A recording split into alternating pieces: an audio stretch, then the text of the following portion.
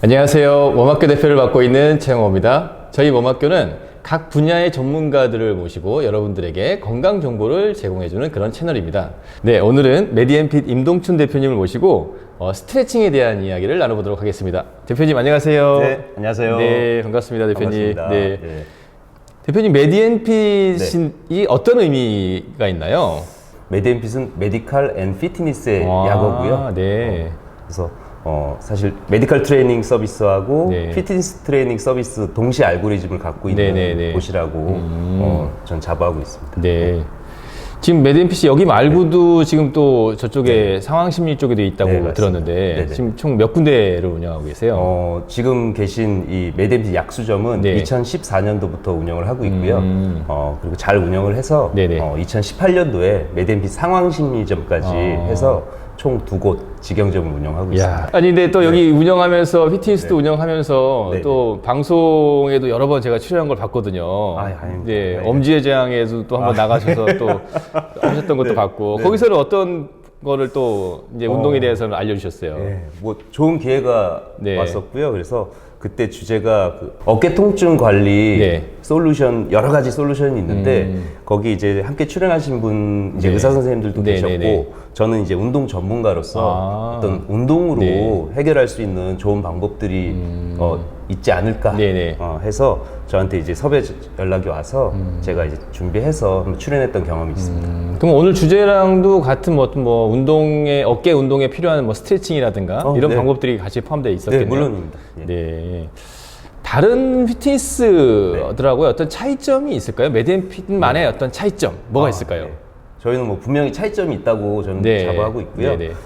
저희 고객들을 네네. 한번 살펴보면 병원 가기엔 좀 애매하고 그렇다고 운동을 적극적으로 하기는 조금 두렵고 이런 분들이 상당히 많으세요. 네네. 그래서 실제로 그런 분들이 병원을 막상 가면 어떤 특별한 조치를 해주는 게 좀 없는 경우들이 많습니다. 네네네. 그래서 그런 분들 같은 경우는 보통 그 문제의 직접적인 원인을 좀 꼼꼼히 살펴보면 어떤 해부학적인 병원에서는 보통 해부학적으로 접근을 많이 하지만 네네. 저희는 해부학적인 접근보다는 좀 기능적으로 어딘가가 부족하거나 어딘가가 약하거나 네네. 어딘가가 뭐 어떤 과하게 긴장이 되거나 네네. 이런 문제들을 갖고 있는 분들이 많거든요. 그래서 그런 문제점들을 하나하나 좀 찾아서 잘 해결해 드리면 그분들의 불편감이 싹 사라지는 이런 케이스들이 상당히 많습니다. 그럼 여기 오신 분들은 어떤 그런 어떤 전문가 입장에서 보는 어떤 전문적인 부분들을 좀 더 판단할 수 있는 그런 역할을 또 해주시는 거네요, 여기서는요. 그래서 또 이제 대표님 같은 경우에는 또 병원 생활도 또 하셨기 때문에 네, 맞습니다. 그런 노하우들이 또 다른 곳하고는 다르게 네. 있을 것 같은데 그런 부분이 좀 있나요? 제가 이제 병원에서 한 11년, 11년 정도 근무를 네, 하고 네, 네. 병원에서 나와서 이제 메디앤핏을 시작을 하게 되었는데 저뿐만이 아니라 저희 그 트레이너 선생님들, 네, 그러니까 네. 저희 구성원들 대부분이 네. 저와 좀 유사하게 이전에 이제 병원에서 근무를 했던 그런 경력들을 갖고 있고요. 또 이제 스포츠학을 전공을 했기 때문에 체육학은 물론이고요. 네네. 거기에 추가적으로 스포츠학이라는 학문을 좀 공부를 열심히 했던 선생님들이다 보니 뭐 지금과 같은 이런 서비스들을 잘 제공해 드릴 수 있지 않을까라고 생각을 합니다. 공부를 상당히 많이 합니다. 그러니까요. 그런 부분들이 사실은 또 여기 오시는 회원분들한테 굉장히 중요한 걸 것 같아요. 아까 말씀하셨듯이 병원 가도 딱히 뭐 어떤 뭐 진단이 나오는 것도 아니고 내 몸은 아픈데 또 그렇다고 해서 어떤 탁월한 해결책이 딱 있는 것도 아닌 상태에서 누군가가 전문가가 내 몸을 좀 더 관리해주고 그런 뭐 그게 이제 스트레칭이 됐던 어떤 근력 운동이 됐던 그런 관리를 해준다라고 하면 사실은 굉장히 중요한 역할을 하는 거잖아요. 삶의 질 자체가 사람의 삶의 질이 높아지는 그런 형태가 되는 거니까 그런 점에서 굉장히 좋은 역할을 해주고 계시다고 생각하고요. 오늘의 주제가 이제 스트레칭에 대한 부분이에요. 스트레칭이라고 하면 이제 아까 방송에도 뭐 어깨에 대한 스트레칭도 하셨고 다양한 모든 분야는 다 스트레칭과 관련되어 있을 것 같은데 사실은 이제 우리가 운동을 다닐 때 운동을 근력을 키우러 다닌다거나 근력 운동을 한다거나 아니면 뭐 유산소 운동을 한다거나 라는 생각을 많이 하지 나 스트레칭을 배우러 갈 거야 라고 하는 건 사실은 그렇게 많지는 않거든요.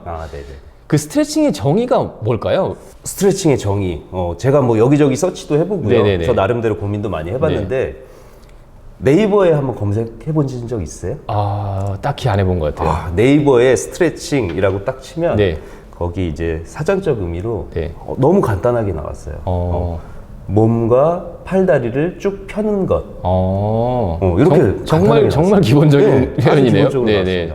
물론 틀린 말은 아닌데 네. 그래서 제가 정의를 어떤 식으로 내리고 있냐면 뭐 스포츠나 네. 뭐 의료 현장에서 특히 몸의 근육의 네. 컨디션을 좋게 할 목적으로 아주 양호한 상태를 할 목적으로 어떤 근육을 타겟으로 해서 그 근육을 당기거나 늘려주는 행위를 네네. 저는 스트레칭이라고 정의를 하고 있습니다. 몸의 컨디션을 양호하게 해준다. 그래서 이제 근육을 좀 더 늘려주거나 네네. 그런 부분들. 네네. 좋은 표현이네요.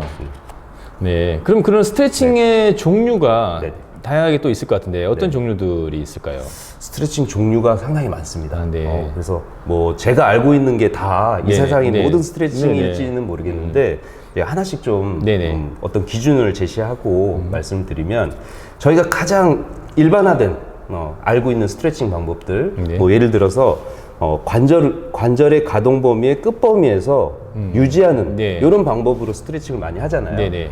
그런 스트레칭 방법을 이제 정적 스트레칭이라고 하고요. 정적 스트레칭. 네, 맞습니다. 정적 스트레칭이 있고요. 네.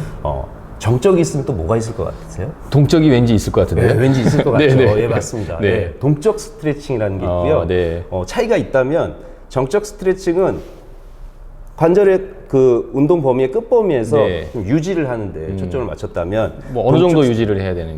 보통 이제 일반적으로 뭐 짧게는 한 5, 6초에서 길게는 뭐 한 30초, 2, 30초까지도 이렇게 유지하는. 네네.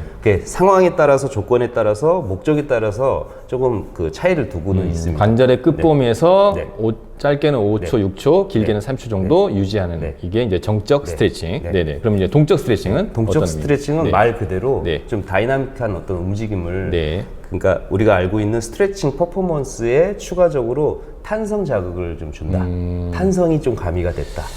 뭐 딱 이게 네. 딱 와닿진 않은데 좀 더 자세하게 설명해 주시면. 네. 예를 들면 네네. 예를 들면 일단 기본적으로 우리가 앞서 말씀드린 정적 스트레칭 범위까지 네. 가서 그 정도 그 끝범위 정도에서 반동을 준다든가 아, 예, 반동을 그래서 준다든가. 탄성이라 말씀하셨구나. 그렇죠. 예, 네네. 뭐 반동을 준다든가 네. 특히나 이제 운동 선수들이나 네. 꼭 운동 선수가 아니더라도 스포츠 현장에서는 그 종목마다 어떤 특별한 종목에 따라서 특별하게 반복적으로 이루어지는 동작들이 있잖아요. 네네. 그 동작과 연계해서 관련된 동작들을 좀 만들 수도 있습니다. 그래서 조금 움직임, 네. 움직임이 좀 가미가 됐다고 보시면 돼요. 네. 그래서 공간도 좀 사실 더 필요한 경우들도 있고요. 네네. 아니면 뭐 제자리에서 하더라도 뭐 반동을 준다든가 이런 스트레칭. 두 번째가 이제 동적 스트레칭이고요. 네네네. 또 다른 기준으로 말씀을 드리면 자기 스스로 하는 스트레칭이 있습니다. 네. 그게 이제 능동적 스트레칭, 능동적 스트레칭. 액티브 스트레칭이라고 네네네. 하고요. 네. 능동적이 있으면 또 뭐가 있을 것 같죠? 그러면 이제 또 수동적이 네, 수동적이 있을 것 같은. 같죠. 네네. 맞습니다. 그래서 패시브 스트레칭, 아, 네. 수동적 스트레칭이라는 게 있습니다. 네네. 수동적 스트레칭은 능동적 스트레칭과 다르게 혼자서는 못하는 겁니다. 그래서 보조자가 있거나 네네. 파트너가 필요해요. 그래서 받는 사람은 너무 좋아요. 네. 그냥 가만히 누워만 있고 가만히 앉아만 있으면 누군가가 보조자나 파트너가 스트레칭을 해주는 거죠. 네네. 이렇게 해주다 보면 받는 사람은 너무 편하고 물론 하는 사람은 좀 힘들고 이제 각각의 스트레칭의 장단점은 다 있기 때문에 네. 뭐가 좋고 나쁘다라고 말하긴 그렇고요. 그 상황이나 조건이나 어떤 본인의 몸 상태에 따라서 선택을 해서 진행을 하면 좋을 것 같고요. 뭐 그 외에도 제가 알고 있는 스트레칭 방법이 뭐 근막 이완을 하면서 동시에 하는 스트레칭 네. 방법도 있고요. 네네. 그다음 근막 이완도 어떤 이런 앞에 있는 이런 소도구를 네. 같이 적극적으로 활용하면서 동시에 스트레칭을 하는 방법이 있고요. 스트레칭 하나만으로도 굉장히 다양한 방법들이 네. 있네요. 근데 이제 자연스럽게 스트레칭에 대한 어떤 효과? 네. 어떤 효과가 있을까요? 스트레칭 했을 때 네. 이제 스트레칭에 대한 종류에 대한 부분을 말씀해 주셨고 네, 네. 스트레칭을 그럼 하면 어떤 효과가 있는지를 한번 좀 설명해 주세요. 네, 스트레칭 하면 뭐 사실 스트레칭은 네. 뭐 저희도 저희 고객들에게 적극적으로 틈틈이 하시라고 권장을 하고 네네. 심지어 요즘에는 뭐 정형외과나 신경외과 같은 곳에서 환자분들에게 의사 선생님들도 적극적으로 권장을 하고 있는 것으로 알고 있는데 그만큼 도움이 되니까 네. 적극적으로 권장을 할 텐데 뭐 하나하나 좀 그 효과에 대해서 좀 말씀드리면 네네네. 기본적으로 스트레칭이 이제 근육을 당겨서 늘린다. 네. 그래서 궁극적으로 관절 가동 범위를 증가시킨다. 네네. 유연성하고 우리 어떤 운동 몸의 기능 중에서 네. 유연성하고 관련성이 되게 높잖아요. 그래서 네. 유연성을 증가시키는 데 있어서 도움이 될 수 있는 부분이 있고요. 네. 기본적으로 그리고 저희 대표님 골프 하시죠? 네네네. 처음에 골프장 가서 네. 첫 홀 티샷 하시기 전에 스트레칭 많이 하시죠? 뭐 그냥 한 두 번, 두세 번 빈스윙 하고 하는 것 같은데요. 스트레칭이라는 개념보다는. 예. 네. 뭐 많이 하셔야 됩니다. 네. 열심히 하셔야 돼요, 네네. 진짜. 왜 이렇게 적극적으로 권장하냐? 네. 운동 현장에서 운동 상해를 좀 예방하는 차원에서도 사실 네. 스트레칭이 큰 도움이 되고요. 네네. 특히나 이제 뭐 엘리트 전문 선수들 같은 경우는 아주 전문적인 어떤 정말 경기 전에 루틴으로 꼭 하는, 그러니까 특히 이제 경기 전에 앞서 말씀드린 스트레칭 방법 중에서 다이나믹 스트레칭, 그 동적 스트레칭 네. 제가 언급을 드렸는데 운동 전에 뭐 이런 스트레칭을 하는 이유 중에 하나가 어떤 운동 손상이나 운동 상해를 예방하는 차원에서 스트레칭이 반드시 필요하다라고 말씀을 드릴 수 있겠고요. 네네. 또 뿐만 아니라 만성적으로 뭐 근골격계, 네. 뭐 척추나 관절이 좀 불편한, 네. 만성적으로 불편한 분들 같은 경우에게 적극적으로 권장하는 이유 중에 하나가 일반적으로 그분들의 근육을 점검을 해보면 네. 가만히 있는데도 엄청 딱딱하고 굳어있고 긴장이 된 분들이 많아요. 네. 근데 알고 봤더니 이분의 불편함의 근본적인 직접적인 원인이 거기에 있는 거예요. 제가 지금 방금 말씀드린 네네. 근육이 딱딱하고 긴장이 돼 있고 근육 컨디션이 좋지 않다라고 네. 말씀을 드릴 수 있는 분들인데 이제 근본적인 원인을 해결하기 위한 어떤 취지로 스트레칭이 적극적으로 좀 권장이 되는 경우들도 있고요. 그리고 뭐 당연히 뭐 어떤 분들은 스트레칭이 운동이면 스트레칭하면 살 빠지나요? 뭐 이런 질문들도 많이 받아요. 근데 진짜 빠지나요? 그거는 어떤 부분에서는 네. 효과가 있다라고 네네. 말씀드릴 수 있는데 또 어떤 부분에서는 그렇지 않다라고 말씀드릴 수 있는 게 사실은 우리가 보통 다이어트를 한다고 네. 하면 지방은 연소시키고 네. 오히려 근육량을 증가시켜서 기초대사량을 높이고 이런 방향으로 가는 게 맞는데 스트레칭 한다고 지방이 연소가 되거나 근육이 생기진 않아요. 네. 근데 저 스트레칭밖에 안 했는데 몸이 예뻐졌어요 하는 분들이 있거든요. 그러니까 제가 지금 여쭤보고 싶었던 네. 건데 네. 다른 건 몰라도 네. 자세가 좋아지고 몸이 네. 예뻐지는 그런 효과는 있을 것 같다는 네. 또 하나의 또 개인적인 생각이 또 들어서. 네. 근데 이제 그거는 어떤 효과 때문에 그렇게 예뻐지고 좋아졌을까라고 네. 생각을 해보면 일단 스트레칭을 하면 전체적인 어떤 혈액순환이라든가 이런 것들이 잘 이루어지면서 특히 이제 다이어트가 필요하신 분들 보면 불필요하게 몸이 막 이렇게 잘 붓는 분들이 있어요. 네. 그래서 부종을 감소시킨 어떤 그런 효과를 볼 수 있기 때문에 일단 특히나 초반에 스트레칭을 열심히 했을 때 부종 감소로 인해서 몸이 좀 예뻐지고 라인도 좋아지고 이런 효과를 얻을 수 있는데 거기서 끝내면 안 되고요. 네네. 그 이후에 적극적으로 이제 저희가 이제 흔히 이제 운동이라고 하면 근력 운동도 하고 네. 유산소 운동도 하고 그러잖아요. 네네. 이런 것들까지 이어서 했을 때 그 효과가 또 오랫동안 지속이 될 수 있고요.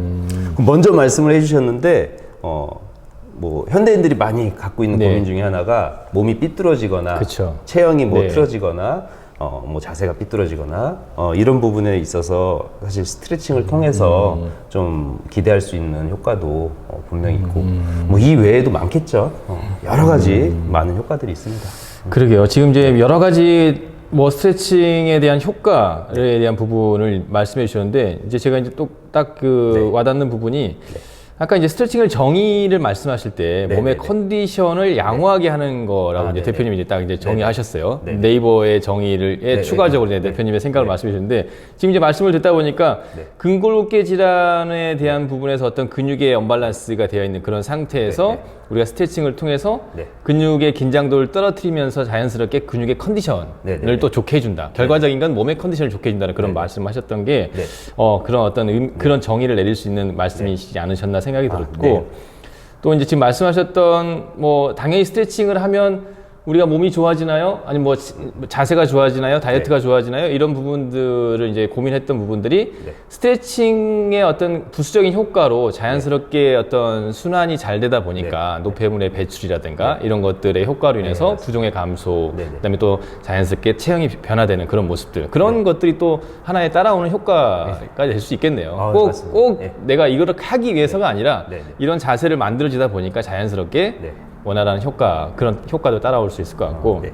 마지막으로 이제 이 스트레칭이 끝이 아니라 스트레칭을 하고 나서 네. 근육의 컨디션, 그러니까 몸의 컨디션을 정상으로 만들어 난 다음에는 반드시 근력과 네, 유산소 운동을 꼭 겸해서 같이 네. 하는 게 좋겠다라는 말씀을 하셨던 거에 대해서 굉장히 공감되는 그런 부분인 것 같습니다. 그래서 꼭 다시 한번 말씀드리지만 스트레칭에 대한 필요성 다양하게 지금 설명을 드렸고요. 스트레칭과 그 이후에 근력과 유산소 운동이 이런 전문가들의 추천에 의해서 꼭 한번 같이 하는 게 중요하다는 생각이 들고요.